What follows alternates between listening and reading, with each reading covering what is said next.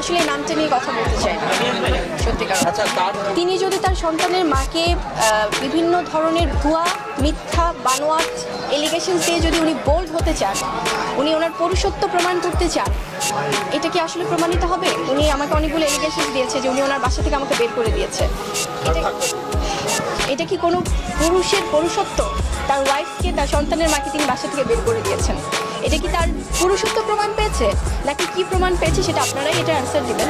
এবং আরও যে ব্যাপারগুলো দেখুন, আমি একটি কথা বলি, আমি গত 8 বছর ধরে আমি ফিল্মে কাজ করি। তার আগে আমি নিউজ প্রেজেন্টার ছিলাম। তার আগে আমি কিন্তু এয়ারলাইন্সে জব করেছি। সো আমার এই দীর্ঘ 10-12 বছরের ক্যারিয়ারে এবং আমার ফ্যামিলি ব্যাকআপ কিন্তু যথেষ্ট ভালো।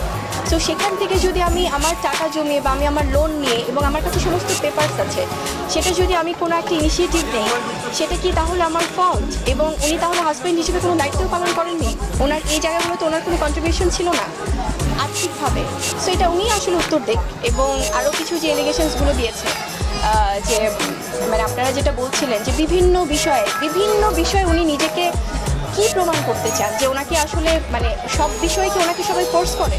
আপনারা যদি 2017-র দিকে যান, সেখানে উনি সেম কিছু এলিগেশনস দিয়েছিল একই রকমভাবে, এবং কিছুদিন পর উনি এখন আমাকে আক্রমণ করছেন। এটা আসলে আপনারা যেটা বললেন যে আমি কেন বোল্ড হচ্ছি না, আমি আমার সহকর্মী, আমার হাজব্যান্ড,